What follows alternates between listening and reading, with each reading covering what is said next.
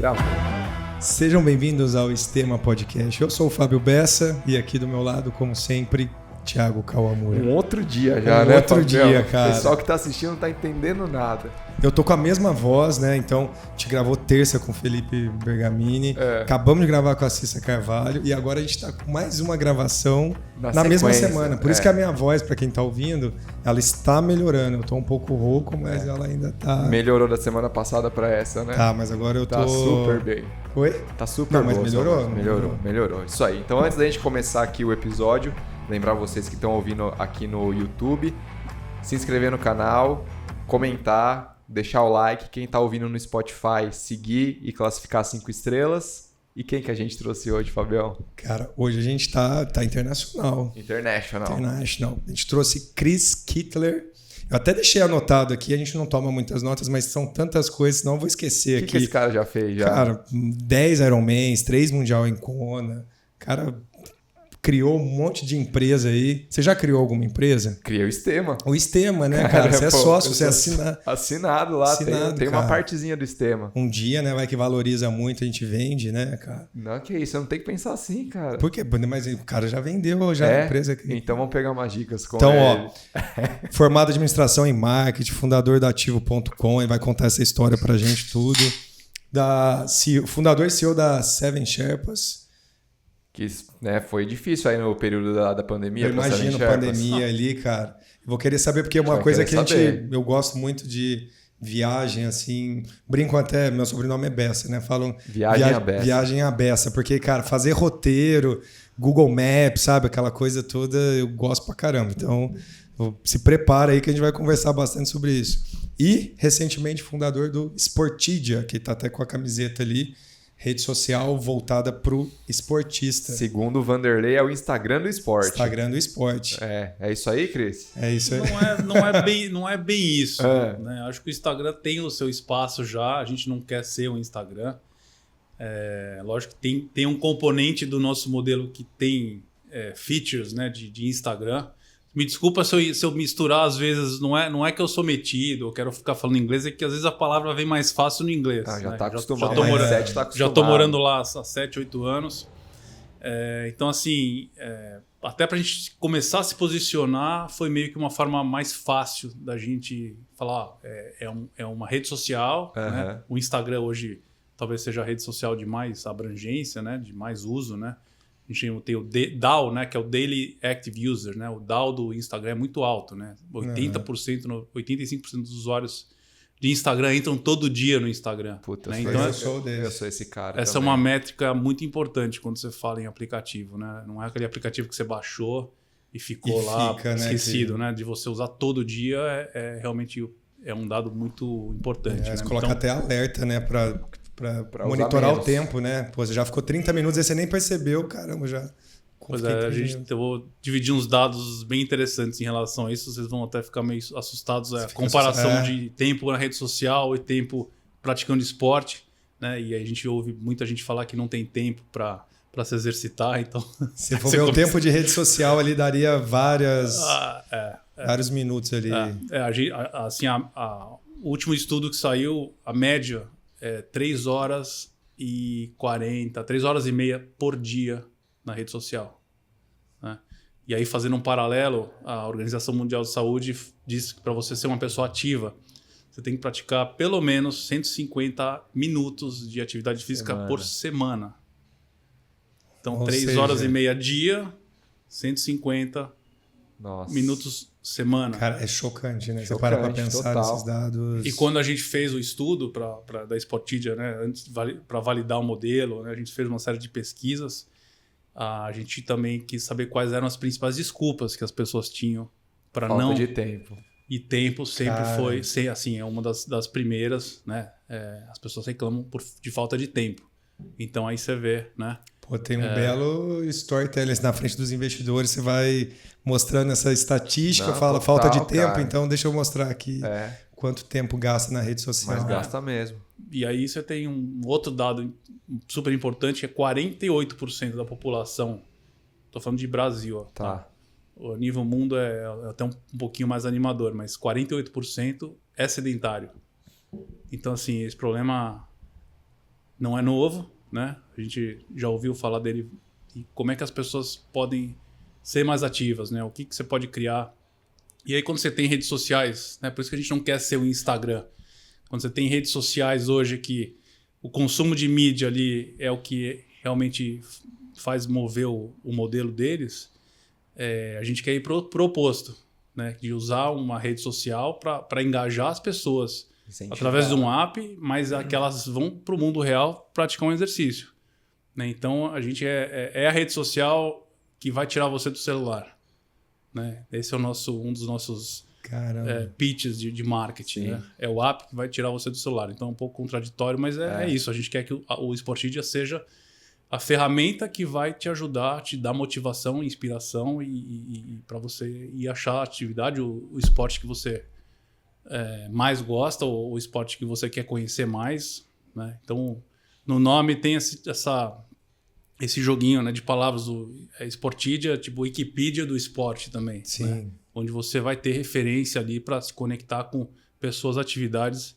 de qualquer esporte para você ser mais ativo, né, e, consequentemente, ter uma vida melhor. E como que começou isso? Como começou essa ideia do Sportidia? Foi você sozinho? Tem algum outro mentor por trás aí? Eu e o Nico Tortelli, a gente se reencontrou em San Diego, coincidentemente. A gente já se conhecia de São Paulo. E foi, na verdade, uma pizza em casa, né? Foi na época do ápice da pandemia, né? Seven Sherpas derreteu, né? Em uma semana a gente perdeu tudo que a gente tinha trabalhado e ficamos 2 anos parados. Então eu tinha muito tempo ocioso, né? Porque não adiantava a gente fazer nada, que estava tudo parado, né? A gente atende muito cliente do Brasil que vai viajar para o exterior. E aí eu dividi, assim, uma coisa que me incomodava na Seven Sherpas é que é um modelo muito custom, né? São viagens muito específicas e não existe uma escalabilidade, né? Você faz uma viagem para aquele grupo, né? Não são vários. Naquele momento. E eu nem queria que fosse uma coisa muito grande, porque eu queria ter essa conexão com as viagens, entendeu? É o que você falou. A gente curte, né, desenhar a viagem nos detalhes, entendeu? E você poder, de fato, criar uma experiência única, né, para aquele grupo. Então a gente entende o grupo, o perfil, o tipo de hotel, quais atividades extra, esporte, né? O cara não vai só fazer esporte, né? Eu acho que esse é um diferencial que a gente colocou, que assim, nas horas vagas você tem que fazer a melhor atividade possível naquele lugar, né? Seja um restaurante, seja um museu, seja um lugar para conhecer, enfim. Então, eu acho que é uma experiência 360. Né? É onde você vai ficar, é o que você vai fazer e, obviamente, o esporte é a linha mestra. Né? E a gente não consegue escalar muito isso. Né? É uma coisa muito... A gente não faz 1000 viagens por ano. Né? E aí, como eu sempre tive essa veia digital, né? Desde a época do Ativo, eu tinha um pouco esse incômodo, né? De falar, pô, legal, Seven Sherpas, mas eu queria fazer alguma coisa que fosse mais escalável. Né? Então eu tinha mais ou menos na cabeça uma ideia que eu dividi com o Nico esse dia que ele foi lá em casa. E aí eu achei que ele não ia dar muita bola, né? Aquela coisa que você, né, divide ali na hora e tal. E aí o Nico se empolgou, né? Ele voltou para mim e a gente começou a se reunir e sabe como as coisas vão se encaixando, entendeu? Ele ia falando uma ideia, eu complementava com outra coisa e vice-versa. E a coisa foi tomando assim, formato. Foi se formatando, né? E você vai se empolgando, entendeu? Sim. Porque, né, você fala, caramba, isso aqui realmente... Imagina se existisse isso. E nós dois somos do esporte, né? Eu pratiquei esporte a vida inteira. O Nico é um nível acima, porque ele nadou a Olimpíada de Seul, foi nadador olímpico, né? Apesar dele nunca ter trabalhado especificamente com esporte, é um cara que vem da área técnica, sempre trabalhou com fintech. Então era uma conexão profissional muito bacana, né, da gente se complementar. E eu sempre tive a veia de criar negócios no esporte e criar modelos de negócio sempre ligados ao esporte. E aí a coisa foi andando, né? A gente formatou o projeto, começamos a fazer pitch também lockdown total. Começamos a fazer pitch na época do lockdown. E atrás de financiamento. E que a gente falou, vamos levantar, né, primeira rodada para tirar isso do papel. Isso era 2020? 2020 isso ou 2021? foi 21. Peraí, nós estamos em... A pandemia foi 2020. A pandemia deu um blank, assim, né? Tipo, a gente não sabe direito. Cara, e vai ser para sempre, assim, quando a gente for lembrar lá na frente, como é que vai a pandemia 2020? 2021 é um ano só. E foi 2020. A gente começou 21, assim, a gente começou a falar em novembro de 21. E aí a gente levantou dinheiro, assim, foi incrível, porque a gente só tinha ideia, a gente tinha a apresentação. Vocês não tinham um MVP? Não, a gente tinha só era um PPT. Era um PPT e a gente começou a abordar pessoas do nosso network. Entendi. Né, que a gente conhecia, que tinha um perfil de entrar, para entrar num negócio desse. E vocês dois de sócio? E nós dois de sócio. E aí, assim, a gente levantou a primeira rodada em 3 meses. Caramba. A ideia... E Zoom, a gente não encontrou ninguém pessoalmente, porque nem dava. Lá nos Estados Unidos mesmo. Lá nos Estados Unidos. Mas a gente levantou com 14 investidores. Muitos do Brasil. A gente tem investidor na Suíça também. Que foi um acabou conectando o outro. Né? Um dos nossos primeiros investidores foi o João Paulo Diniz. Que era também um contato pessoal que eu tinha da Seven Sherpas, que fez várias viagens com a gente. E aí... Assim, em 3 meses a gente levantou $500 mil. Né? Então, assim... Já era o suficiente para fazer um... Nosso roadmap, né? A gente tinha ideia de levantar essa primeira rodada, colocar o app no ar e aí já sair para uma segunda rodada, que é o estágio que a gente está agora. Né? Nós estamos em campanha aí para uma próxima rodada. Então, essa primeira rodada foi para construir o aplicativo, colocar no ar, fazer as bases, né? Criar logotipo, criar, enfim, toda a base do marketing, né? Acho que uma coisa bem interessante que a gente formatou na empresa é que a gente já está com uma equipe, um time de co-founders, né? Que são especialistas em várias áreas de produto, de vendas, de marketing, pessoas que eu e o Nico trabalhamos no passado e são pessoas de confiança nosso que já estão, de certa forma, dedicando um bom tempo aí para o projeto, né? Não tão full-time ainda, por uma questão de budget, né? Mas assim que a gente conseguir, né, captar as próximas rodadas, essas pessoas já vão integrar o time. Então a gente já está com vamos dizer, a pirâmide, na base, o topo da pirâmide, pronto para crescer, né? No evento da gente levantar, para a gente poder contratar mais gente e essas pessoas estariam liderando as áreas, né? Então a gente tem um CIO, um CTO, um CMO, um chief de produto. Então, eu acho que a gente, desde o início da Sportid, a gente sempre pensou em ser um negócio grande, né? A gente tem, na verdade, esse desafio, que é gigante, a gente sabe disso, né? Ninguém tentou fazer o que a gente quer fazer, né? De ser uma rede social só de esportes. A gente entende que existe um vácuo, né? Assim, não existe uma rede que fale só de esportes, você tem redes mais genéricas, né? E aí até perguntam para a gente, mas quem são os seus competidores? Né? A gente não tem um competidor direto, né? A gente tem talvez alguns que são competidores mais nichados, né? Aplicativos que tratam de alguns esportes específicos. E a gente tem as redes sociais que são super abrangentes, mas elas não têm o foco no esporte. Então, o Instagram, por exemplo, você tem todos os assuntos. Né? Sim. Então, a gente entendeu que existia uma oportunidade ali. Né? Vocês sabem bem que o praticante de esporte é um público um pouco diferente. É mais do que um praticante, é um amante, né? Do é um esporte, apaixonado, né? Aquilo faz parte da vida, do estilo de vida da pessoa. Ele gosta de... Porque assim, você compartilha, né? Que você fez o treino, tudo. Só que a sua rede social não necessariamente sabe o que você está fazendo, né? Porque... E tem gente que nem quer saber ali. Nem quer saber. Você fala, puta, é o cara de novo, aqui de capacete. Exato. Exatamente. Esse é um ponto. Né? E a ideia do Sportid, então, é reunir isso, né? Até se você puder explicar um pouquinho pra gente, para o pessoal que tá ouvindo, como é que funciona o Sportid aí, quais são a ferramenta aí? Então, o roadmap do aplicativo ele é bem grande, né? Mas eu posso de certa forma, resumir em 3 principais pilares hoje. Tá? A gente tem o pilar social, que é muito próximo do Instagram, né? Mas só que desde o começo, uma das coisas que a gente pensou, e o Nico, a gente criou alguns filtros para que você pudesse filtrar a modalidade que você quer ver. Né? Então você pode ver tudo se você quiser, né? Que a gente chama de Explore, tipo todos os esportes por ordem cronológica e tal, e de todo mundo. Então assim, é que nem o TikTok. Né? É engraçado que a gente traz muitos elementos de outras redes, mas no Sportidia ele é só focado em esporte. Então esse é o nosso aspecto TikTok. Então tudo que você postar lá e você não tiver filtro nenhum, você vai ver. Né? Então tá lá.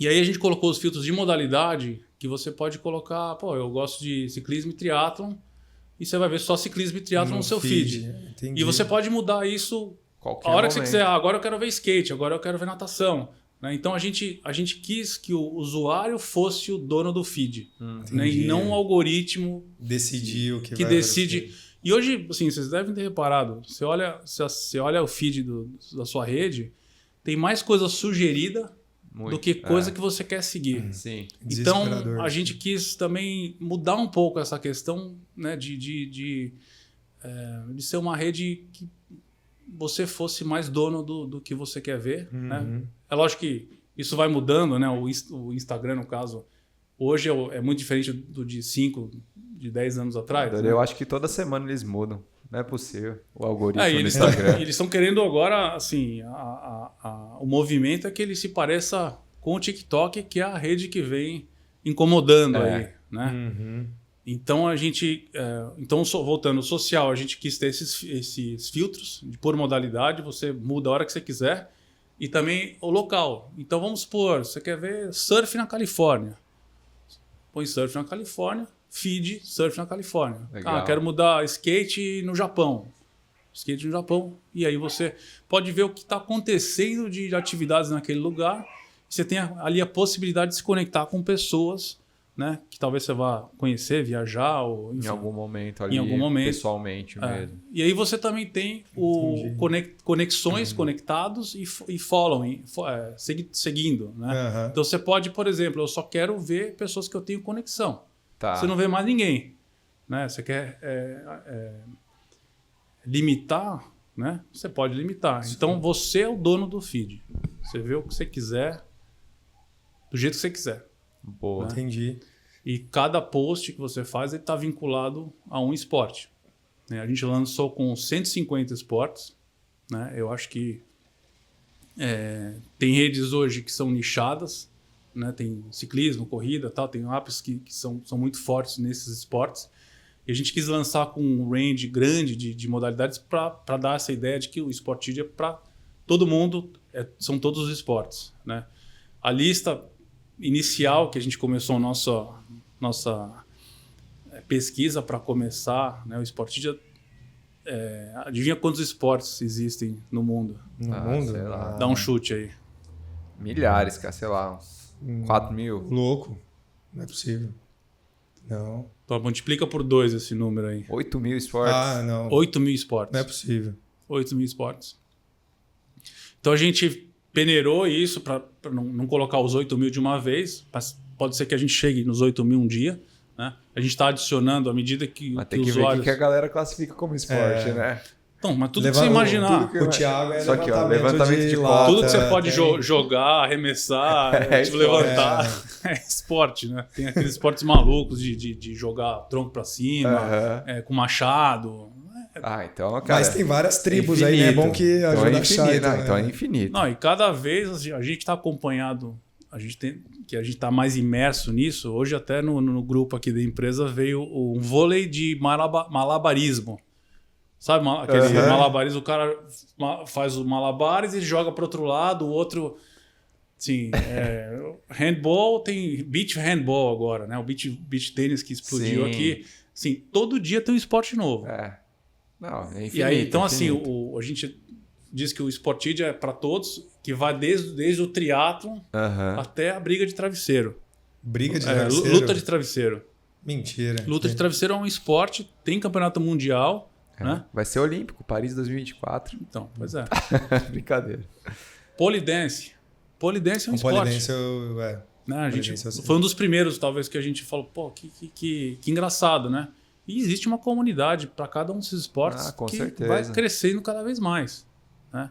Então, a ideia do Sportid é essa, é você ter um ambiente onde estão todos os esportes e, pô, amanhã você tá afim de saber mais sobre luta de travesseiro, você vai lá e vai ver quem são as pessoas que estão fazendo esporte e você pode se conectar com ela, perguntar como é que funciona, como é que faz, como é que eu começo a praticar. E como que é o formato dele? Assim, é fotinho também, igual Instagram? Tipo, texto, o conteúdo Twitter? São os usuários que põem ou vocês também alimentam? Usuários, não, a gente tem o perfil Sportidia, mas é uma rede aberta, né?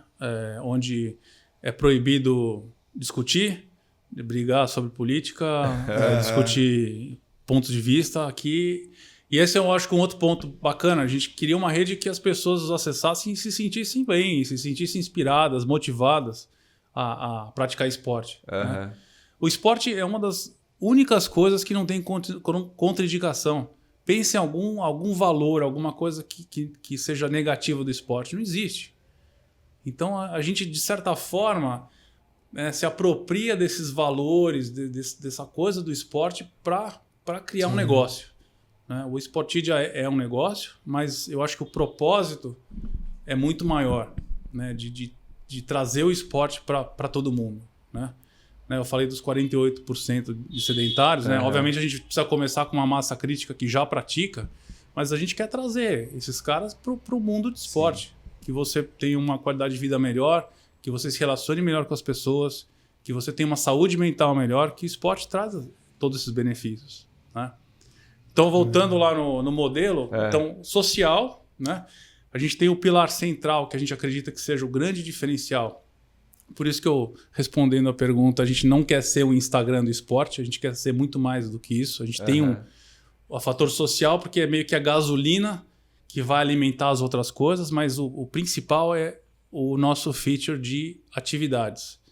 Então, atividades, ela acompanha um princípio muito parecido com o do feed, de filtros. Você tem ali os filtros de esporte, data e local.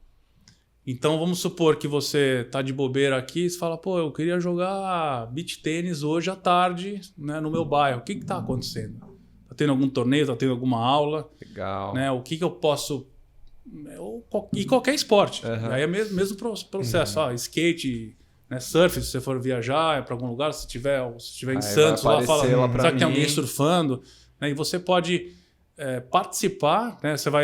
Existe um mapa, né? Aí você vai fazer a busca, vão aparecer os pins dos esportes, onde estão acontecendo aqueles... Como se fosse um Google Maps. Sim. Né? E aí você vai ver quem está organizando, se é gratuito, se você vai lá, quais são as manda condições. Uma mensagem pro cara. Aí você pode pedir... Tem 3 tipos de privacidade, né? Você pode... são atividades públicas. Né? Vamos supor, você tem... Vamos criar uma corrida extrema saindo aqui da frente do estúdio aqui de vocês. Cara. Vamos fazer. Vocês podem fazer. Tá pronto. Então, assim, toda quarta-feira, tal hora, é aberto. Então, vamos supor, alguém está procurando lá, pô, eu queria dar uma corrida hoje com uma turma. Eles vão achar a corrida extrema naquele horário. Legal. Então, essa é a pública. Tem a privada, que vocês, como amigos, podem fazer uma atividade privada. Seleciona as pessoas. Você vai convidar os amigos. Né, vamos supor, você vai jogar beach tênis. Vocês dois mais 2 pessoas. Né, então, é fechado, essa atividade não está aberta. Né? É até uma forma de você organizar os grupos, tirando um pouquinho aí o nosso componente WhatsApp. Né? Tirando o pessoal daqueles grupos de WhatsApp e fazendo uma coisa 100% direcionada para aquela atividade. Né? Porque os grupos de WhatsApp começam a virar tudo menos para que eles começaram. Né? Aí você tem milhões de grupos aí, então a gente quer ajudar a organizar isso. Né? E tem a outra que a gente chama que é o Ask to Join, né? Que é você vê uma atividade, mas ela não está aberta. Mas falar, eu quero participar, então o organizador recebe uma solicitação, ele fala, pô, legal, Entendi. o Thiago quer fazer essa atividade. Né? Ele vai poder olhar no seu perfil, que é quem sou eu, que é a terceiro pilar que eu vou falar para vocês. Pô, legal, o Thiago tem a ver com essa atividade, eu vou aceitar ele, aí você automaticamente está apto a participar. Legal. Né? E aí a gente tem até por nível. Então você fala, pô, eu quero, sei lá, correr, mas que eu sou nível intermediário. Ele vai te mostrar atividades de corrida nível intermediário. Né? Pô, qual que é seu nível, Thiago? Eu sou intermediário, cara. Você se considera intermediário? Considero. Pô, criar esses filtros deve ser difícil também, né? Assim, quer dizer, vocês devem contratar consultor, conversar entre vocês, mas para criar ali o que é um intermediário, o que é... Não, na verdade, o próprio usuário define. Ele define. Ele mesmo define, né? Entendi. E aí vamos supor, você vai criar atividade. Vou dar o exemplo da corrida extrema aqui, né? Ela colocaria o que... Você define, vai desde o iniciante até o Pro, né? A gente tem o iniciante, intermediário, avançado e Pro, né? Você fala, hoje a corrida é só para intermediário, hoje a corrida é Pro e intermediário. Você mesmo define. Entendi. Né?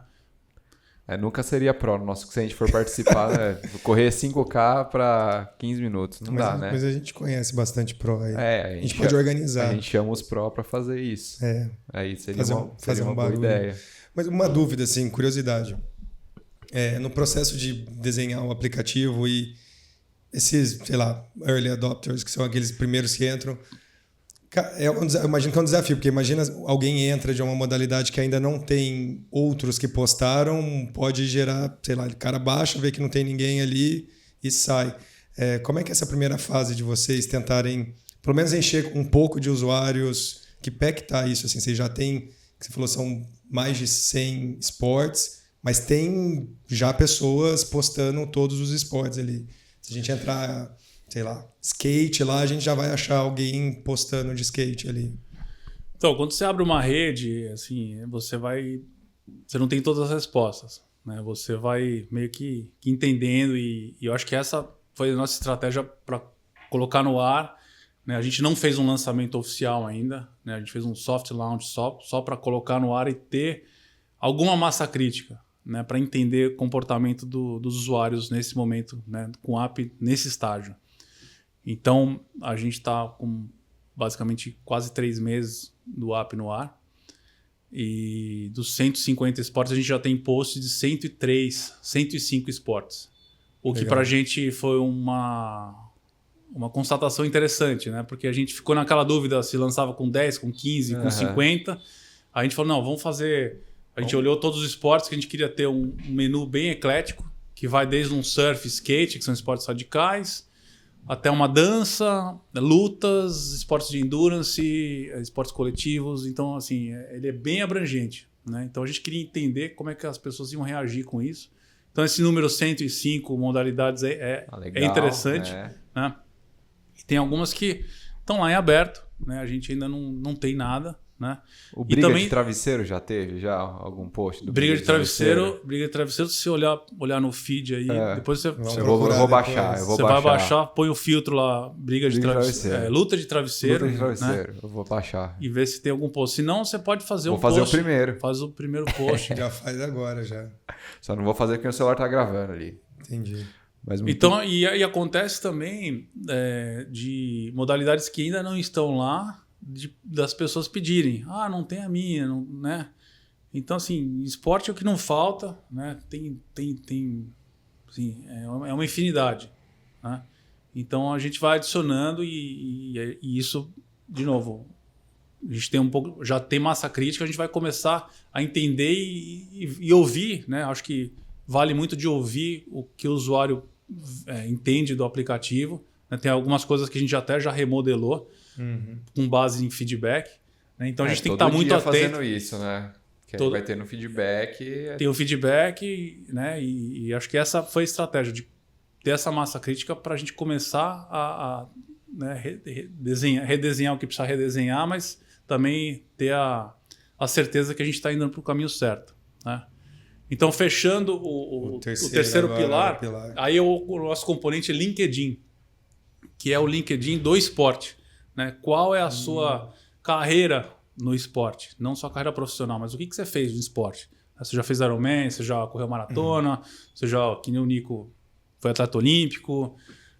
Enfim, o que você fez no esporte? Qual é o seu nível? Quais são os esportes que você pratica? Então, esse uma funcionalidade que a gente também vai crescer, mas hoje você pode colocar lá sua fotinho, você pode colocar uma pequena bio, né? E os esportes que você pratica e o nível que você pratica de cada esporte, né? Então, você vai adicionando os esportes e aí, por exemplo, se eu for me conectar com o Fábio, eu vou falar, pô, o Fábio é corredor intermediário, eu sou corredor iniciante, eu acho que corrida não é a melhor esporte para jogar, mas jogar que eu fazer junto com o Fábio.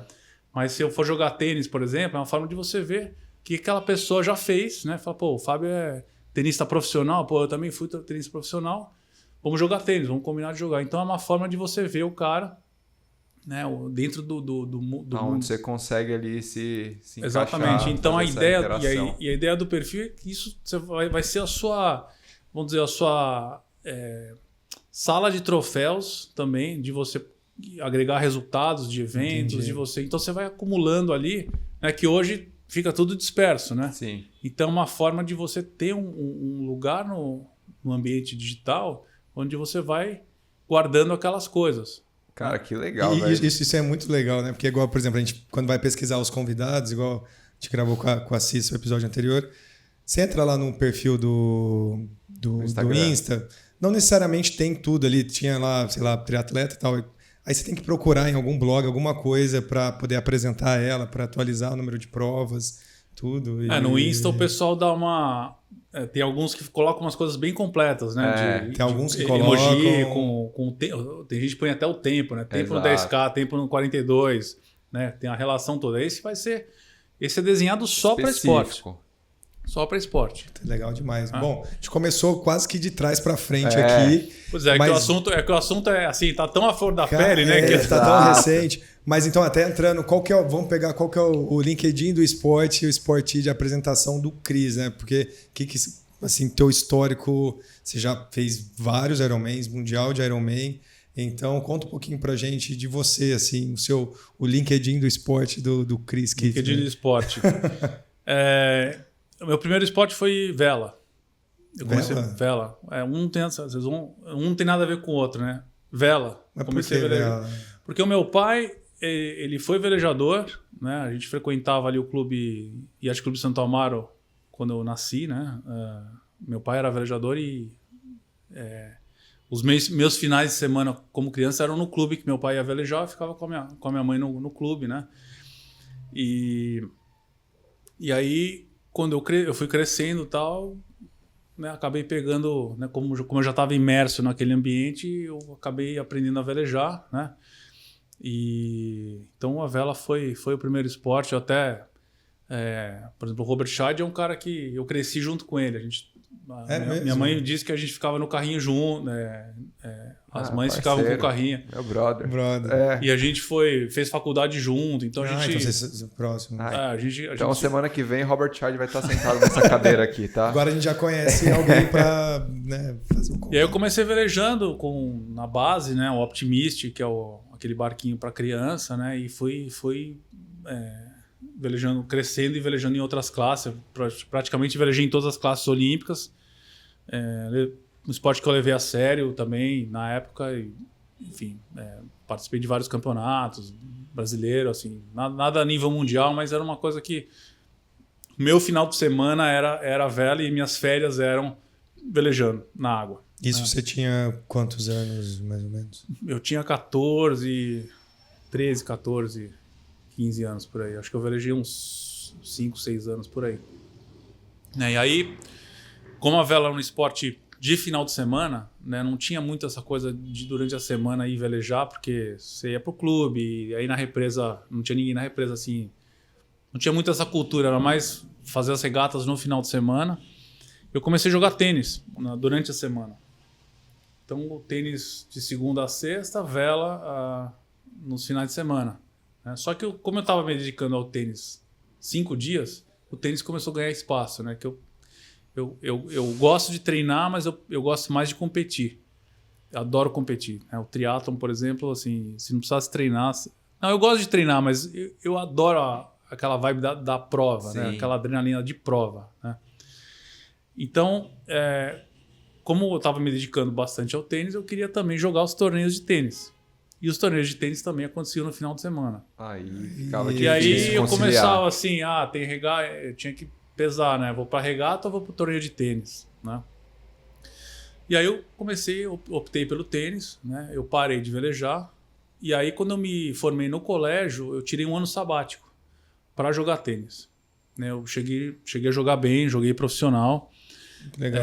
E esse ano foi um ano de validação, assim, né? Eu fui morar na Flórida, tem uma academia lá do ex-técnico do André Agassi, do Sampras, do Nick Bollettieri. Eu fiquei lá um tempo na academia lá e, assim, praticamente vivi uma vida de tenista profissional. Tênis de manhã, tarde à noite. Intensivo. Né? E aí eu percebi que para seguir uma carreira, principalmente no tênis, assim, você tem que ter algo mais só para começar a brincadeira, né? Aliás, ainda mais no tênis, que é um esporte super difícil, super competitivo. E aí eu tinha ainda uma opção de continuar jogando, mas ir para fora para tentar uma bolsa, alguma coisa assim. Não aconteceu. No dia seguinte eu parei de jogar. Não fazia para mim menor sentido continuar jogando aqui no Brasil e, assim, de novo, eu gostava de competir, mas para competir em alto nível não era o que ia acontecer. Eu também não queria voltar para trás, então eu encerrei ali. E eu fiquei meio órfão de esporte, né? Eu comecei a fazer night biker com o pessoal da Anderson ali em Santo Amaro. Comprei uma mountain bike, a gente pedalei a cidade inteira de mountain bike. Caramba. Saía 8 da noite, Aqueles 9 da noite. grupos, né, acho que não sei se ainda tem isso hoje, né? Tem, pra caramba. Tem, é legal pra caramba. Então, assim, eu comecei a ficar mais familiarizado com as distâncias, né, de pedalar, né? E você sabe como é que funciona, né? Pedala 20 hoje, amanhã você quer 30, seu corpo vai respondendo bem, né? Ainda mais quando você tem 20 e poucos anos, né? Sim. Teu corpo tá ali, né? O metabolismo tá aceleradíssimo, né? Eu comecei a querer pedalar mais. Aliás, é engraçado porque eu cheguei aí para algumas provas de mountain bike com o Robert. Ah, é? A gente foi para São Carlos, eu lembro. Fomos lá fazer uma prova de mountain bike e tal. Então, assim, ele é um cara que também é um super atleta, sempre pedalou bem. A gente pedalou muito na USP junto, né? Matava aula no Mackenzie para ir pedalar. Né? E aí, quando ventava, ele olhava para fora. Pô, tá ventando, eu tô indo velejar, né? Esperto. Então, assim, eu comecei a pedalar e também comecei a dar umas corridinhas. 5K aqui, 6K lá, aí você começa a fazer prova. Então, assim, eu comecei a transitar nessa história do endurance, né? E aí acho que o primeiro passo que eu dei no sentido de começar a entrar nos esportes, né, nos multi-esportes, foi o duatlon da Companhia Atlética, né? Acho que vocês nem eram nascidos, né?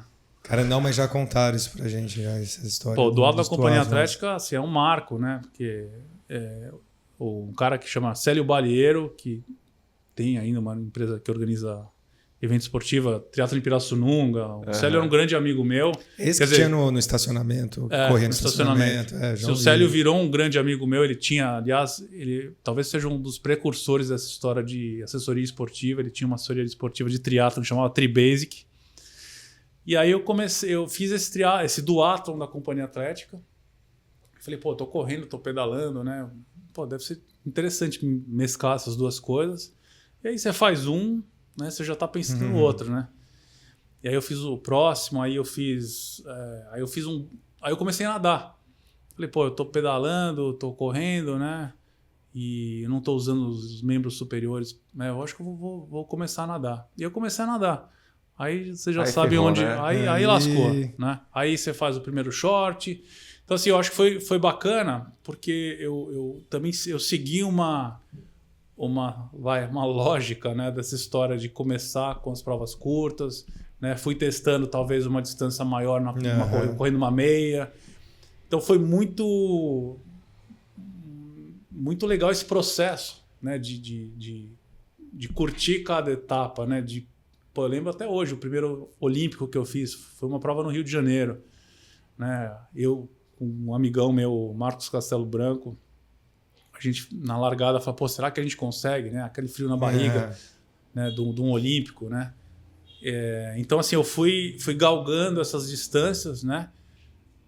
Mas assim, eu acho que eu nunca, nessa fase, nunca ficava muito Ironman, que o Ironman antigamente era muito diferente de hoje, né? Você tinha, sei lá, acho que eram 12 provas de Ironman no mundo, né? Não tem a prova cada final de semana, era uma outra realidade, né? O Ironman não estava tão em evidência, né? Hoje você fala em triatlon, Ironman, né? É automático, né? E aí o que aconteceu foi, eu me formei na faculdade, fiz Mackenzie, administração, e eu queria aprender a falar inglês. Eu nunca tinha estudado inglês em escola, não tinha muita paciência de ir para uma aula de inglês. Falei, se eu for aprender, tive a oportunidade de aprender lá.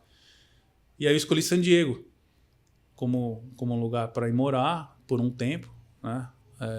Não foi à toa, porque San Diego, não sei se vocês sabem, é o berço do triatlon, né? A modalidade nasceu lá, né? Um lugar que chama Fiesta Island, onde foi o primeiro triatlon, se não me engano, em 74. Você sabia? Né? Sabia, não. Eu também não sabia. Que hoje até o meu como é que chama? Meu quintal de casa, né? Que eu chego lá em meia hora, eu tô lá e faço meus treinos lá na Fiesta Island. É uma península, um lugar sensacional para treinar.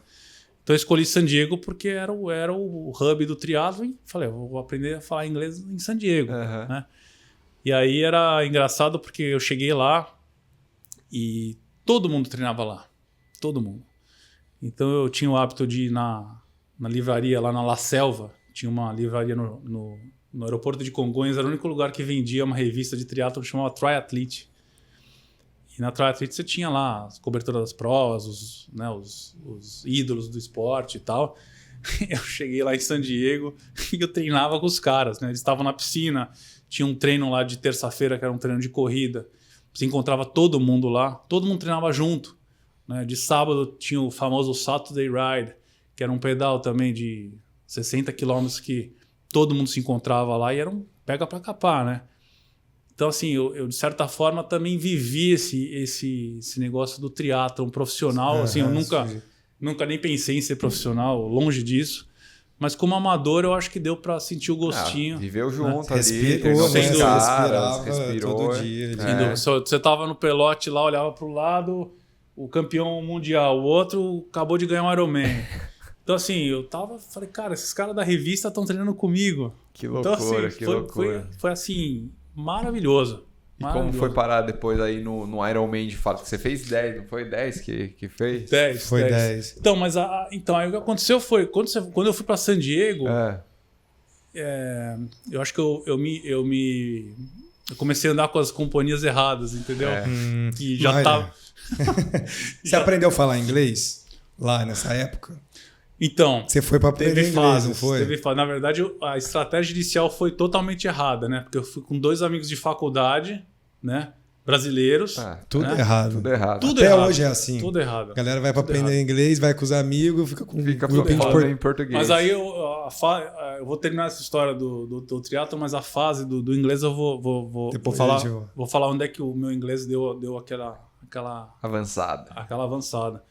Então, assim, tudo lá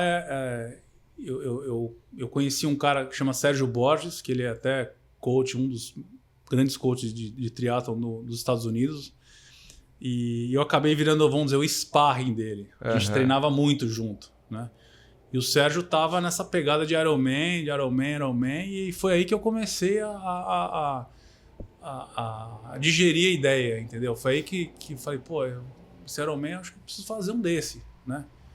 E aí eu fiquei assim, fissurado por Kona, né? Por Kona já, de cara, assim. Não, era o sonho, né? Era o sonho, assim, como é que eu faço para ir para o Ironman de Kona, né? Assim, como é que eu chego lá, né? Não era que nem hoje também, que tem tanta prova, né? Lá tinha bem prova, seletivo. Tinha uma no Japão, uma na Nova Zelândia, uma na Austrália, acho que o Brasil nem tinha, né? E os qualifiers, outra coisa interessante, os qualifiers não era só Ironman. Você tinha até um olímpico que classificava para Kona, que é o triatlon o Mrs. Tees, na época. Mrs. Tees é um negócio, uma massa, era um patrocinador. Era um evento em Chicago, que era até o maior triatlon do mundo, tinham lá 5.000 pessoas. Era um olímpico que classificava para Kona. Olha só. Que eu cheguei até a fazer tentando classificar para Kona. E tinha meio Ironman também. Então, assim, todas essas provas eram classificatórias para o Mundial, né? Então, quando eu falei, pô, eu quero fazer o Ironman, né? O meu sonho era fazer Kona, de cara. Porque a gente não tinha tanta prova assim. Kona era... E eu cansei de ver, na época, VHS, dos documentários de Kona, né? Era um negócio que me emocionava, né? Falava, pô, imagina um dia eu vou cruzar essa linha de chegada, né? Então,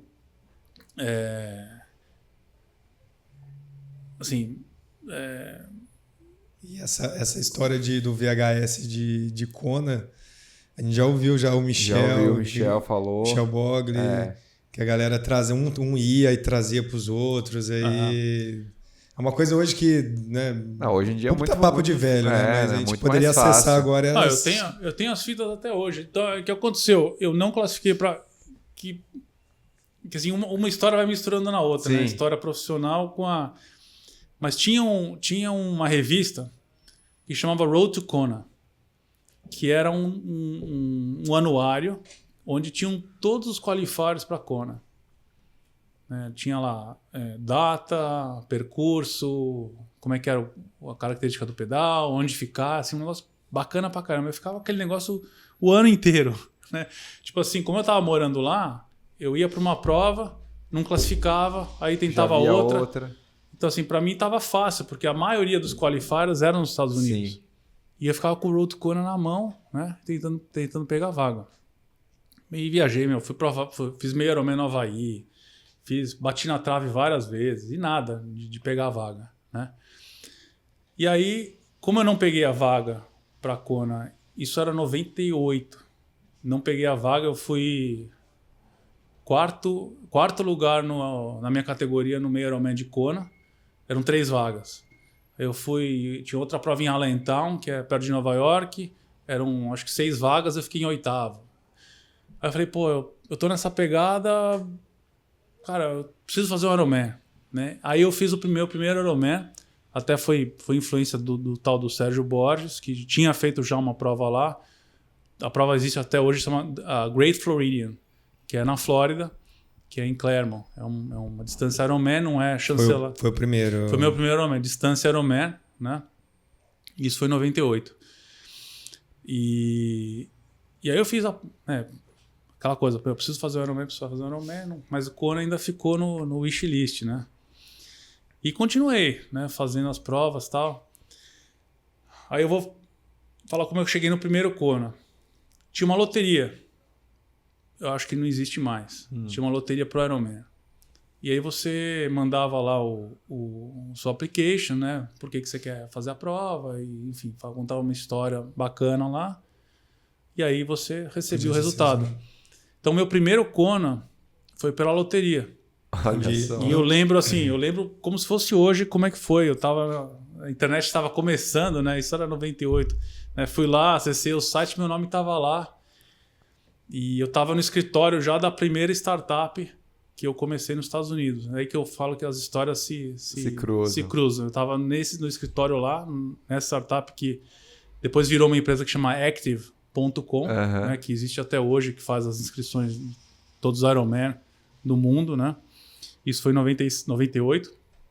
E aí eu vi meu nome lá e peguei a vaga para Kona. Isso foi em 99. Esse primeiro Kona foi em 99. Você mandava, então, uma application lá? Você mandava uma application. Não tinha pré-requisito de já ter feito... Tinha uma loteria, assim, que antigamente a loteria era só para americanos. E esse ano foi o primeiro ano que eles abriram vaga para estrangeiros. Né? Acho que eram 75 vagas para americanos e 25 para estrangeiros. E aí eu dei a sorte de pegar a vaga, né? Em 99 eu fui para Kona, né? Assim, e aí? Foi a realização. Do sonho. Era tudo mesmo que você estava imaginando? Olha, era mais assim, do que você estava imaginando? Eu lembro eu não lembro de ter sofrido na prova. Eu estava assim, em êxtase, assim, curtindo. Assim, foi, sem dúvida nenhuma, o meu maior momento no esporte, né? O meu primeiro Kona foi um negócio. E eu fiz um tempo bacana, fiz 10 horas e 13 pro meu segundo Ironman, né? E sim, é um daqueles dias que, assim, você fala, ó, eu posso amanhã pendurar a chuteira que eu tô tá feliz. Tudo certo. Foi muito especial. Caramba. O primeiro Kona. E aí eu volto para a história profissional, Sim. porque o Road to Kona, eu comecei a fazer estágio. Eu fui para estudar inglês nos Estados Unidos e ia ficar 3 meses. No final do 3º mês, eu descobri que tinha um curso, uma pós-graduação na Universidade da Califórnia, San Diego, de 1 ano. Falei, vou ficar mais 1 ano, vou fazer esse curso. Eu tinha acabado de me formar. E aí, para concluir o curso, eu tinha que fazer um estágio. A última matéria é um estágio. E aí eu conheci na piscina lá da universidade o cara que era dono da revista, da Triathlete, que eu lia na selva. Uhum. Estava no lugar certo, na hora certa. E aí eu falei, e era a pessoa certa. Vou fazer o estágio lá na Triathlete, né? Tô fazendo triatlon e tal. Aí eu fiz o estágio e tal, mas o estágio, assim, ele não tinha um programa de estágio, né? Eu tava lá meio que cumprindo hora e tal. E aí quando acabou minha carga horária lá, eu peguei minhas coisas, fui conversar com o cara, agradecer pela oportunidade, que tinha sido ótimo e tal. Eu já tinha dado para mim. Só que aí a gente começou a conversar, eu tinha uma relação muito boa com ele. A gente começou a conversar de outras coisas. E eu virei para ele e falei, por que a gente não faz um Road to Kona, mas para todos os eventos? O cara parou assim e falou, como assim? Não, mas isso aqui eu fico com esse negócio aqui o dia inteiro, o ano inteiro, procurando prova de Ironman, mas e as pessoas que não querem só fazer Ironman, querem fazer outras provas? Querem fazer outro. E aí foi aí que deu o clique, né? Porque, por que não fazer um diretório de eventos, mas na internet? Né? O projeto, na verdade, na minha cabeça era um projeto em papel, né? De ser um anuário, né? Embaixo do guarda-chuva da revista, ser um anuário físico. Uhum.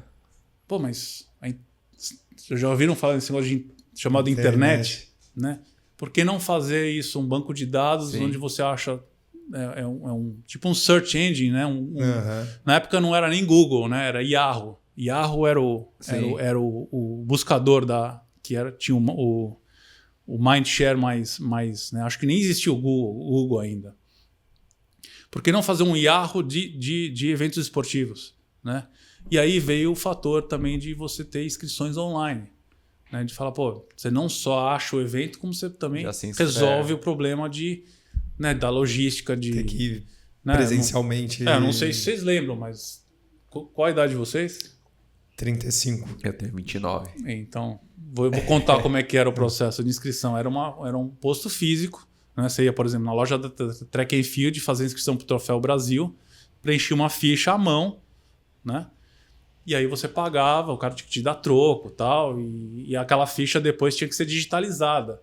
Tinha um cara lá que pegava a ficha, botava isso num computador para depois gerar resultado, gerar listagem e tal. Então, com a internet, a gente resolveu isso, porque você não tinha que redigitalizar nada, né? Você já fazia ali na hora e fazia o pagamento, né? Acho que foram os primórdios do e-commerce, né? Você fazia um pagamento lá, pagava via boleto, né? Boleto, transferência eletrônica, cartão era assim, você tinha aquele medo de colocar o cartão, né? Não é que nem hoje. Sim, Então, assim, o cara falou, então peraí, vamos pensar então, esquece a revista, começa a trabalhar nesse projeto, né? De criar esse diretório. E aí foi onde começou o Active.com, onde a gente imputar dados e dados e dados sobre os eventos, né? Ter um banco de dados, o maior banco de dados de eventos no caso dos Estados Unidos, do mundo, sei lá. A gente começou com os Estados Unidos. E aí também, eu tinha 22 anos, 20 e poucos anos.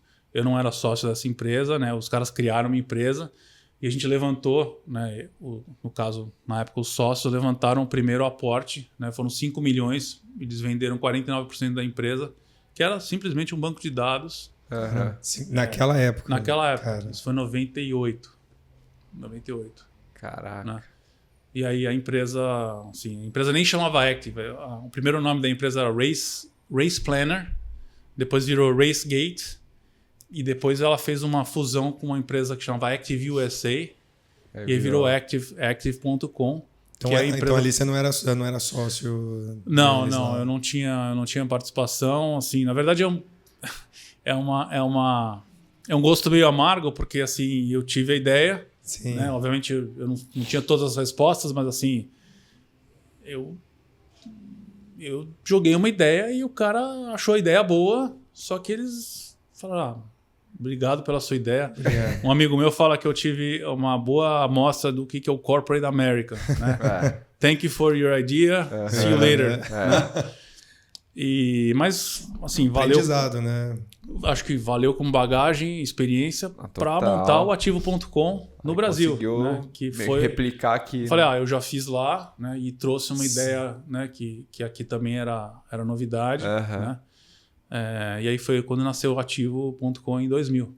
Que legal. Pô, puta mente empreendedora aí, né? Vários negócios aí, várias ideias. Até antes de continuar sobre o Ativo, da onde que vem isso? Assim, seus pais já eram, sei lá, empreendedores, ou isso foi algo da experiência nos Estados Unidos que você teve lá no começo da bolha lá da internet? Não sei, eu acho que assim, eu comecei a minha carreira profissional, né? Lógico que eu fiz estágio, cheguei a trabalhar no Banco do Brasil, na Unilever aqui, né? Fazendo estágio quando eu estava na faculdade. Mas eu acho que assim, meu primeiro contato mesmo no mundo real, né, de negócio foi num ambiente de startup.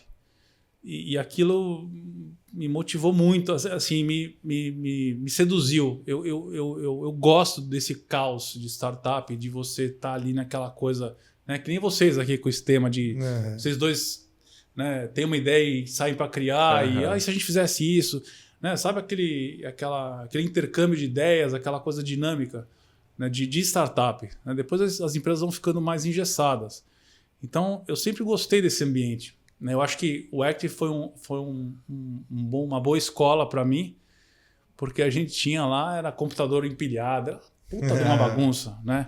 E você vê aquela coisa pulsando, né? Aquela coisa... Né? Hoje tá de um jeito, amanhã tá de outro, e não tem muito que rotina, entendeu? Você toma as decisões rápidas, muda os rumos rapidamente. Então, eu acho que aquilo né, aquele bichinho do empreendedorismo me picou ali. Né? E aí, com o Ativo, também falei, agora eu vou ter a minha empresa, né? Acho que era uma jornada diferente.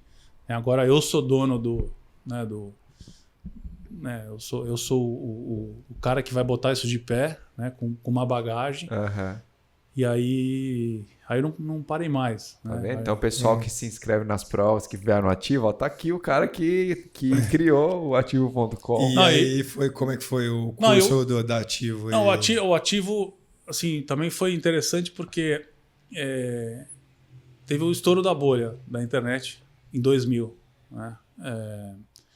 E foi bem quando eu comecei o Ativo. Né? Teve pontos positivos e negativos, né? Porque para conseguir investimento foi ruim, porque todo mundo estava meio descrente, né, da internet e tal. Só que o meu modelo de negócio ele sempre foi baseado em serviço. Né? O Ativo tinha lá a parte de inscrições online, né, que a gente ganhava um pedacinho de cada transação. E a gente veio com uma outra inovação que foi a venda de fotos online. E foi muito legal, porque eu fui assistir o 70.3 aqui em São Paulo. Sim. E eu vi lá os fotógrafos e falei, cara, que coisa, né, cara? A gente criou esse... Começou né? Lógico que alguém ia fazer isso se não fosse a gente, mas claro. Assim, a gente começou, a gente criou esse negócio de foto online. Não existia. Né? O que existia de foto era não sei se vocês conhecem o Tião Moreira, que é um fotógrafo super das antigas. Não. Fotografou para contrarrelógio, tá? Até hoje ele fotografa. Ele vendia as fotos das corridas no porta-mala do carro dele. Ele imprimia as fotos e as pessoas iam lá no Ibirapuera, na USP, e ficavam tentando achar a foto. Cara, que interessante. Né? Caraca. E aí eu falei, aí teve o advento da foto digital, das câmeras digitais. Né? Eram câmeras, né? Não tinha o iPhone, não tinha nada disso. Eram câmeras bem ruinzinhas, assim, que não tiravam várias fotos, mas era o que tinha. Já possibilitou, né, fazer upload. Aí a gente falou, vamos criar. Então, assim, a gente, na verdade, trouxe um outro elemento, né, pro Active, né, que era só inscrição online. Falava, vamos fazer um serviço fotos. De venda de fotos, porque isso gera tráfego também. As pessoas participavam das provas e conheciam o Ativo, né? E aí o Ativo virou essa comunidade de esportistas. A gente cobria mountain bike, cobria ciclismo, cobria triatlon, né? A gente começou a cobrir o Ironman Brasil desde o primeiro ano. A gente fazia as fotos oficiais do Ironman Brasil, que aí era o esquema, que eu brinco, era o esquema Disneylândia, né? Você descia na montanha-russa, depois você comprava sua foto ali, né? No Ironman, a mesma coisa, fazia o Ironman, no dia seguinte a tua foto estava pronta lá. Então, assim, era uma verdadeira operação de guerra, porque a foto tinha que estar lá no dia seguinte. Nossa, imagina. Né? O primeiro ano foi um desastre. Um desastre. A gente, assim, sério, eu lembro e dá até calafrio, né? Dos caras querendo foto e, cara... Todo mundo entrando. Não, e o mais legal, o mais louco era o seguinte: a gente imprimia essas fotos em impressora HP. Cara, eu tinha conseguido uma parceria com a HP, eles me deram papel fotográfico, e a gente imprimia as fotos e demorava, sei lá, 5 minutos para imprimir uma foto em alta resolução. Imagina, cara. E não tinha cartão que durasse, a máquina tirava uma foto, depois de 4 segundos tirava outra. Então, se chegassem 2 atletas juntos, você não conseguia pegar. Caos. Não, caos total. E aí a tecnologia, começaram a aparecer os laboratórios digitais, né? Que aí, assim, a operação... Eu vejo a operação de 2001, que foi o primeiro Ironman, com 2000, acho que foi 12 o último que a gente fez.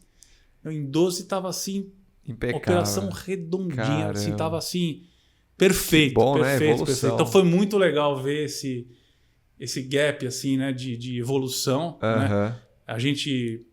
São tantos detalhes, né? A gente precisava... os cartões de memória, eles não tinha, sei lá, 32 mega, eram limitados. Então, o fotógrafo tinha que ter uma porrada de cartão. Para ir trocando. E aí o que acontecia? O cartão terminava, eles entregavam isso para uma central que a gente tinha lá, e aí um motoboy levava esse cartão para o laboratório que era lá no centro de Florianópolis. A gente estava em Jurerê. Sim. Aí depois veio banda larga, a gente já mandava via FTP. Então, assim, e tudo evoluiu. Né? Então, assim, a tecnologia... foi evoluindo e a gente foi evoluindo junto, né? Então eu tenho um amigo que ele é muito fera, sempre trabalhou na Microsoft, um cara muito inteligente. Ele criou um sistema para a gente de acompanhamento online em Excel das vendas. Eu tinha uma planilha, um dashboard que atualizava e eu sabia exatamente como é que estavam as minhas vendas no Ironman, das fotos do Ironman em tempo real. Em tempo real. Então, assim, a gente foi evoluindo em cada aspecto e, putz, eu acho que o último ano... Né, depois a gente... Aí, o que aconteceu? A gente... de novo, mistura tudo, né? Porque, assim, eu vendi o Ativo e aí a gente acabou perdendo, né? O Galvão acabou rompendo com a gente porque a gente acabou indo para um grupo concorrente. Ele viu isso como uma... Né, não dá para a gente continuar sendo parceiro. Eu vendi Ativo na época, Grupo Esfera, né? Hoje é o Norte, né? E aí a gente acabou não tendo mais essa relação, mas até esse último ano foi, assim, operação impecável. Legal demais. Né? E a gente parou de fazer. E por que você vendeu Ativo? Então, foi assim, oportunidade? Foi na verdade, Ativo... assim, eu tava eu tinha um sócio... que foi um amigo meu de faculdade, a gente estava num momento já meio que... A gente não estava se entendendo, falando a mesma língua, né? Era uma coisa que estava me incomodando um pouco internamente. Mas eu tenho consciência que a gente levou o Ativo até onde ele podia chegar, com o mercado que a gente tinha. A gente já tinha batido em todas as portas. A gente tinha mais de 700 organizadores de evento que eram os nossos clientes. Né? Claro. A gente, no final, eu acho que essa parte de venda de fotos já estava numa decadência também. Apareceram os celulares, apareceram outras tecnologias e muitos concorrentes. Né? A gente, quando entrou no mercado, era só a gente. Né? Então, eu brincava que teve uma fase que tinha mais fotógrafo fotografando do que corredor. De tanta empresa que apareceu. Né? Então aí começou a rolar a guerra de preço e tal. Então, assim, Tinha eventos que a gente... Corrida em São Paulo, que a gente vendia 600 fotos, a gente estava vendendo 20. Então começou a cair, né? Obviamente a gente também começou a achar outros caminhos de receita, né? Eu acho que entrou um componente muito lucrativo para a gente, que foi a publicidade, que até então não estava no meu mapa no início, né? Porque a gente tinha muito tráfego. A gente tinha uma base de usuários muito grande, né? Talvez maior que qualquer outra mídia segmentada. A mina de ouro. Ali, e a gente começou assim, para mim era um dinheiro muito fácil, né? Porque o outro era, né? Processar a inscrição, fazer foto e tal. Publicidade é assim, cara, Nike, campanha de 100 mil reais um mês. Cara, assim... Então, assim, falei, pô, beleza, tá legal, assim, né? Então, a gente foi surfando essa onda, né? Então, assim, eu acho que a gente chegou... E a gente não tinha rede social na época também, né? Então, eram outros tempos, né? Os investimentos das agências vinham para sites, portais, revistas, né? Hoje nem revista a gente tem mais, né? Então, mudou muito, né? Nesses anos. Mas eu acho que não tinha mais para onde ir. O ativo era mais do mesmo, né? Eu já estava na operação, tocando na operação mais de 10, 12 anos, né? E eu via com bons olhos talvez uma joint venture com uma outra empresa que fosse uma organizadora de eventos. Para a gente, do dia para a noite, plugar todos esses eventos dentro do ativo, né? E aí você já tem um ganho marginal ali, grande, né? De você e ter sinergias, né? E também do ponto de vista comercial, porque uma coisa é você sair para vender só uma plataforma digital e a outra coisa é você vender uma solução completa, que é um evento, uma mídia impressa, no caso da O2, né, do grupo Norte, que tinha a revista O2, VO2 e tal. Acho que elas nem não sei se existem ainda, mas você sai para vender um mix de plataformas, né? Muito mais completa. Tem o digital, tem o físico, tem o impresso, né? Então, assim, você está falando de soluções de marketing muito mais elaboradas, né? Então, eu via isso e aí foi a minha ideia. Assim, eu tinha 2, 3 opções. Foi engraçado quando eu tomei essa decisão. Acho que a gente está pronto para um próximo passo. E eu tinha até resolvido minha situação com o meu sócio. Apareceram algumas opções e eu achei que do Grupo Esfera fazia mais sentido. Porque eles estavam... era uma máquina de produzir evento. Eles tinham mais de 100 e poucos eventos no ano, né? E revista e tudo mais. Então, assim, a gente acabou indo para essa desfecho com eles, né? Então, sim, eu acho que respondendo essa pergunta, acho que a gente não tinha para onde ir, mas óbvio que a gente iria achar outros caminhos. Sempre né? acha. Mas assim, naquele modelo, eu acho que a gente chegou onde dava para chegar. Tomou uma decisão ali. Isso foi que ano? Isso foi 2012. 2012. E os Seven Sherpas surgem em que momento da tua vida? Os Seven Sherpas também eu vendi ativo. E aí eu trabalhei um tempo com um projeto com a Bodytech. Tem um aplicativo da Bodytech que chama BT Fit. Eu desenhei o modelo de negócio do BT Fit. Foi uma consultoria que eu fiz lá para o Acioli, que era o dono da academia. E aí surgiu uma oportunidade de trabalhar na Latin Sports com o Galvão. Né? Na época eles tinham tanto o circuito Track and Field Run Series quanto a propriedade de Ironman. Né? Então ele estava precisando de alguém para tocar a parte comercial, de marketing, ser meio que um CEO mesmo da Latin Sports. E eu topei, eu sempre tive um excelente relacionamento com o Galvão, empresa que eu sempre gostei dos produtos, dos eventos que eles produziam, acho que são extremamente profissionais. E acabei topando o desafio, fiquei acho que 2 anos lá na operação, né?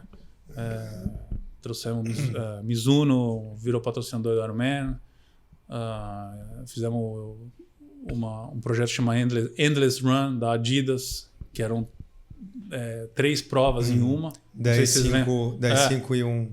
Sei. Você fez essa prova ou não? Não fiz.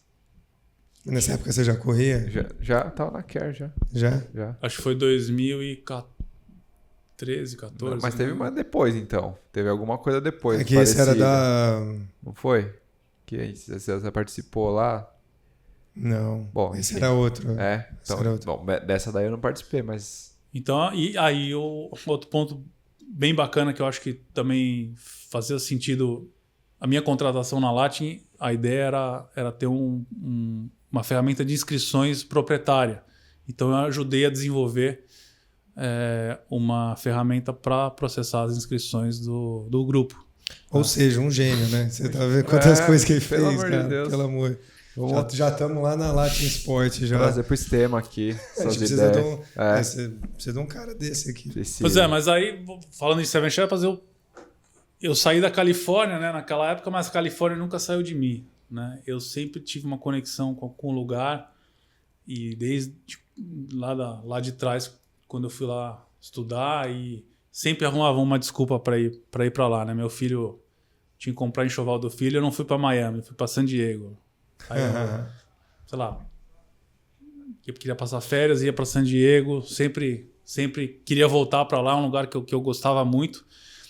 E aí eu acabei, né, vendendo ativo. Né? Foi um processo meio longo até, né, de negociação e tudo mais. Eu já estava na Latin nessa época, mas ainda era acionista do grupo, mas a gente acabou chegando lá num acordo e vendi ativo. Falei, bom, agora eu acho que eu vou realizar o sonho de voltar para a Califórnia. Eu já estava com a minha mulher, já tinha um filho e tal. Eu tinha te falado... Estava com 3 anos, era uma época boa de ir. E aí a gente tomou a decisão de ir para lá. Né? Mas falei, mas eu vou para lá, mas vou fazer o quê? Né? Tem questão de visto, tem assim, o que eu vou fazer lá? Né? Acho que ir para lá e falar, depois eu vejo, não funciona muito bem. Você né? viu antes e foi...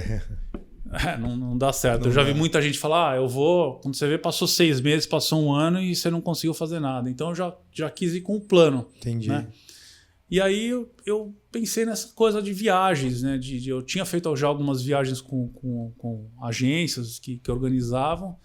Eu falei, essas agências... Tem muita agência na Europa, né? Que faz França. Né? A França sempre foi forte, né?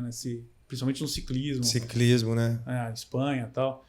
E eu falei, a Califórnia é um lugar perfeito, porque o clima lá é perfeito, não chove, é clima bom o ano todo, não neva. Né? A Europa, por exemplo, você tem uma janela ali, né? No verão ali e tal. No inverno não dá para ir, no verão às vezes é muito quente, então você tem uma janela. Na Califórnia não, você pode fazer esporte o ano todo, fora a diversidade que você tem. Né? San Diego, por exemplo, tem em relação em questão de poucos minutos, você tem praia, você tem montanha, você tem deserto, você tem infraestrutura, bike lane para todo lado, né? Piscina, além de ser uma cidade que respira esporte. Né? Então, assim, eu vou vender a Califórnia como destino, né? E vou criar uma empresa que desenhe experiências esportivas. Né? Que legal. Porque eu sempre pratiquei esporte a minha vida inteira. E eu vou levar esses caras para... experimentarem o melhor possível daquele lugar, né, que é um lugar maravilhoso, espetacular. Né? E aí eu comecei a desenhar as rotas, os roteiros. Primeiro ano fiz várias viagens. Fui Yosemite, fiz São Francisco, San Diego, fui para o Colorado, Boulder. Você ia desbravando tudo lá. Eu ia fazendo o mapeamento, entendeu? O que é legal, ia ver hotel, né? E comecei a desenhar os roteiros. E aí nasceu a Seven Sherpas, né? O nome... da onde que é isso que eu ia perguntar? Eu lembro, eu estava com a minha esposa no japonês ali no Shopping Morumbi e eu falei, Sherpas, né? Eu acho que o conceito do Sherpa, né? Do escalar... o Sherpa do Himalaia, né? É o cara que leva todo o equipamento pro cara... Você não vê o Sherpa na foto, né? No pico, né? O cara tá nos bastidores... Mas sem o Sherpa o cara não chega. Ele que leva, né? Tudo material. Então, assim, o nosso papel é esse. A gente quer que as pessoas tenham experiências que vão ser para a vida toda, né?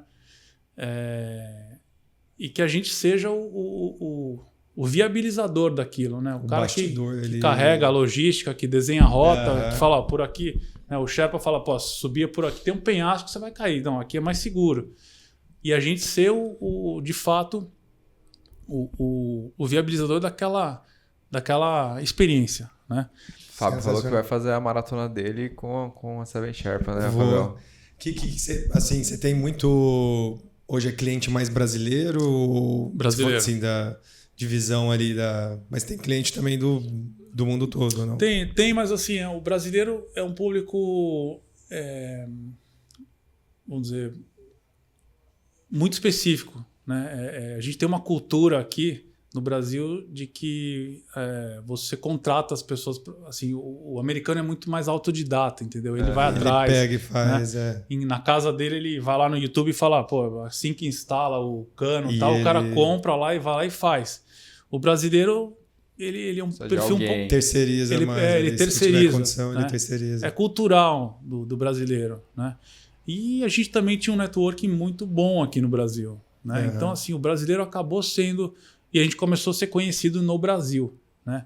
Talvez para você ser conhecido, né, nos Estados Unidos, na Europa, além de ter muita competição, você vai precisar gastar, né? Vai precisar começar em eventos, assim, você vai ter um gasto para começar a ser conhecido muito maior, né? E também o boca a boca é o melhor marketing. Então, como a gente começou a fazer as viagens, as pessoas, além de retornarem para fazer outras viagens, indicavam para outros. Então, assim, a gente desistiu de ficar fazendo propaganda. A gente, assim, trabalha com indicação. Sim. Né?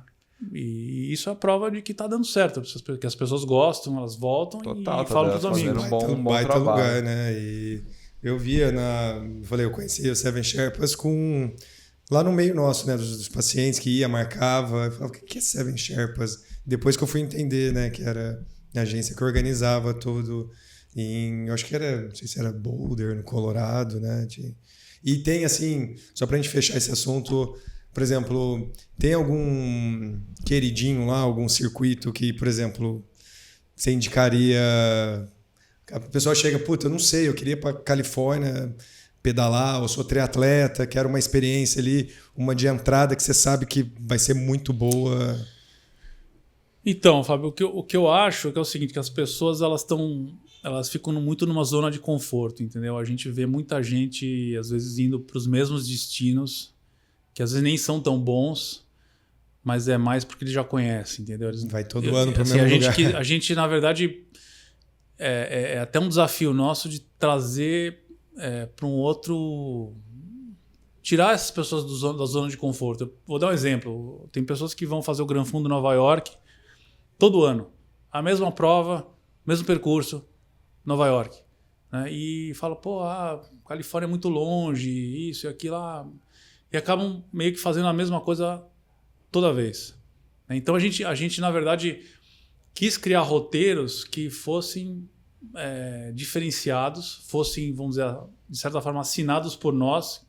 Né? Eu não queria competir com outras empresas também fazendo a mesma coisa.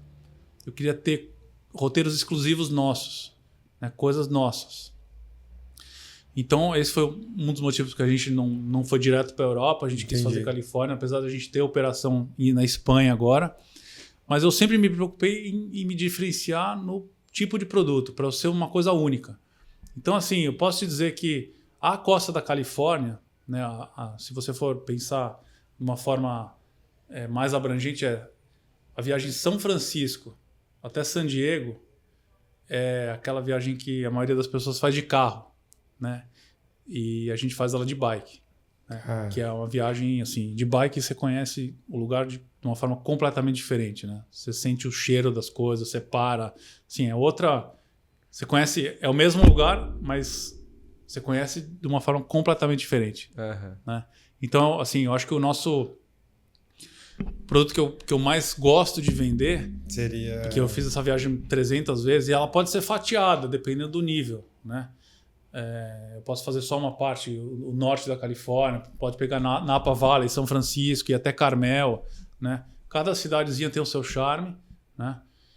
Mas você pode fazer completa, dependendo, pegar um grupo de gente que pedala mais, sim, aí dá uma média de, sei lá, 100, 150 quilômetros por dia. São Francisco até San Diego. Né, pela Highway 1. Né? Você aguenta fazer? Aguento não. Não? Eu uso bike, dá 4 km daqui. Né? Acho que minha bunda não vai aguentar. Não. Muito bom. Vamos indo pros finais aqui. O Fábio te explicou o que é o Momento Z2 que a gente tem aqui? Nosso quadro? Dei a brifada aí. Deu uma brifada? Porque ele sempre fala que eu que não brifo os convidados, então eu vou jogar na conta dele. Mas nosso Momento Z2 é o momento que você achou que tudo ia dar errado e alguma coisa te deu energia pra dar certo aí. Seja nos Ironman que você fez, nessa vida empreendedora. Nossa senhora, deve ter muito momento Z2 aí, né? Mas se puder escolher um aí, contar pra gente, alguma coisa. O evento Z2 é todo dia, né? Todo dia, assim, ainda mais agora com o Sportidia, eu acho que é um mega desafio. Né? Existe uma linha tênue muito fina, né? Do sucesso. Né? Ainda mais um negócio dessa magnitude, assim, eu acho que todo dia a gente tem que estar tomando um Z2 atrás do outro. Né? Assim, prova, sinceramente, essa coisa de eu achei que eu desisti, eu achei achei engraçado as pessoas falarem, eu pensei em desistir. Eu falo, cara, isso nunca me passou pela cabeça. Porque assim, se tiver que rastejar, né? Pô, Ironman são 17 horas, cara. Dá pra você ir rolando. É muito tempo. Né? Tem um amigo meu, ele tava na corrida do Ironman e a corrida passava na frente do hotel. E o cara tava exausto. Ele disse que ele foi pro hotel, tomou banho, aí ele deitou na cama. Mentira. E a mãe dele tava no quarto. Ele falou pra mãe assim, olha, parei. Né? Aí o cara falou, quer saber, eu vou terminar. Aí ele pôs a roupa e voltou e terminou a prova. Então, assim, essa eu nunca tinha ouvido. Essa eu nunca tinha ouvido. Pois é. Não, e detalhe, ele quase pegou a vaga pra Kona ainda. Ele queria pegar a vaga. Se ele não tivesse parado, ele tinha pego a vaga. Ai, caramba. Então, assim, essa coisa de... Eu acho que quando você tá na prova, não existe essa de desistir. A não ser que você, sei lá, tenha um mal súbito, alguma coisa assim, né? Mas eu acho que o dia a dia é muito desafiante. E eu acho que isso me motiva também, né? Porque né, eu tô beirando meus... Parece que não. Na minha cabeça, eu ainda acho que eu tenho 20 anos, né? Parece que eu tenho a tua idade ainda, mas eu já tenho quase 50 e isso eu acho que é a gasolina de você, né, continuar querendo, né, talvez dessa vez fazer uma coisa até mais impactante. Né? Teve Ativo.com lá em outra época. Eu acho que agora com o Sportidia a gente tem a chance de fazer algo realmente grande, né? Lógico que tem muita água para passar debaixo da ponte, mas eu acho que a gente tá no caminho certo. Com certeza, assim. Essa história eu nunca ouvi, cara. Você gostou do Ironman, né? Dá pra gente fazer assim, cara. Dá, você coloca na rota ali o hotel uma teu. Paradinha ali. Tá muito legal. E, Cris, outra coisa, a gente no Sistema, a gente sempre pede para os convidados dar alguma dica de livro, de série, de documentário, de coisas que sejam legais as pessoas verem, assim, que tem interesse normalmente é esporte, carreira, desenvolvimento pessoal. Então, se pudesse dar alguma dica aí pra gente, pros ouvintes. Então, eu gosto muito de... Assim, eu não sou um consumidor muito assíduo de livros, né? Eu acho que eu não consigo ficar muito parado, eu prefiro outros tipos de conteúdo, né? Então, assim, hoje você tem muita mídia, Netflix, tem várias séries legais e tem os podcasts que eu acabo também ouvindo até quando eu tô pedalando, eu acabo fazendo duas coisas e é sempre um aprendizado, né? O Sistema é um podcast legal que tem aí, o pessoal pode ouvir. Eu já ouvi episódio de vocês pedalando. Então, assim, você tá pedalando e tá aprendendo uma coisa através do podcast, ou uma história. Eu gosto muito de histórias de empresas ou pessoas que foram bem-sucedidas. Acho que dá para aprender muito com esses caras. Tem um filme também, não é da época de vocês, chama Piratas do Vale do Silício. Acho que eu já vi umas 300 vezes, que é a história da Microsoft e da Apple. Né? O início lá do Steve Jobs com o Bill Gates e tal. Eu gosto muito dessas histórias de empresas que viraram, né? Essas empresas que a gente, né, tanto admira hoje. Eu vi a história do WeWork, bem interessante, tem um documentário, história do Uber. Não sei, eu tenho muita curiosidade de saber como que elas chegaram lá, né? Não sei, talvez isso um dia vai se misturar com a minha história com a Sportidia, né? Mas eu acho muito legal você ver que esses caras fizeram, né, de diferente, qual foi a disrupção, a sacada, aí, a sacada para chegar onde eles chegaram, os desafios. Legal, e você acaba aprendendo com isso. Aprende muito, né? Então, legal, cara.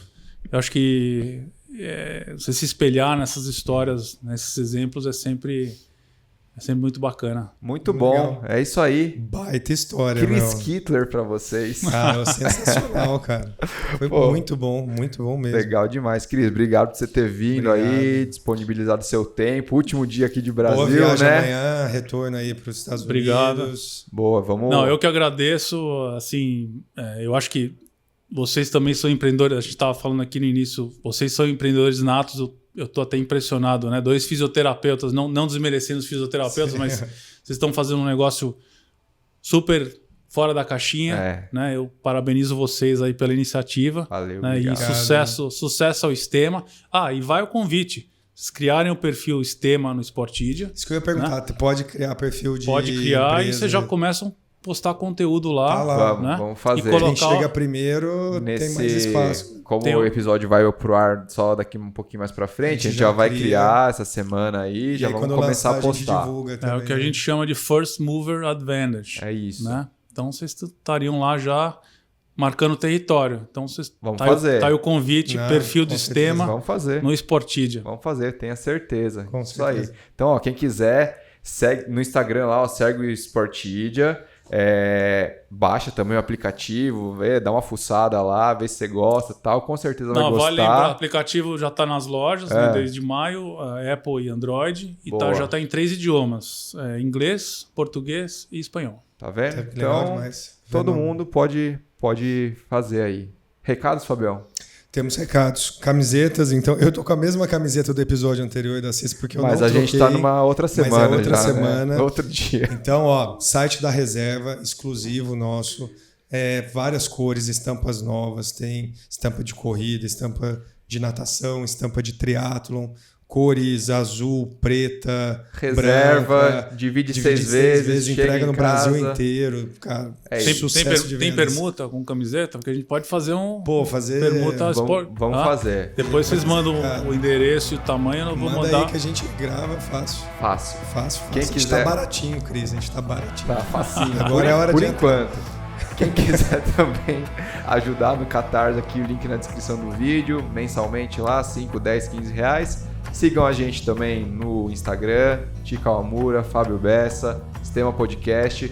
Mais uma vez, quem está assistindo no YouTube aí, inscreva-se no canal. Estamos quase chegando ali na marca. Para monetizar. Aqui no Spotify também, quem está só ouvindo, segue, classifica 5 estrelas. Até o próximo episódio. Valeu, Cris. Obrigado.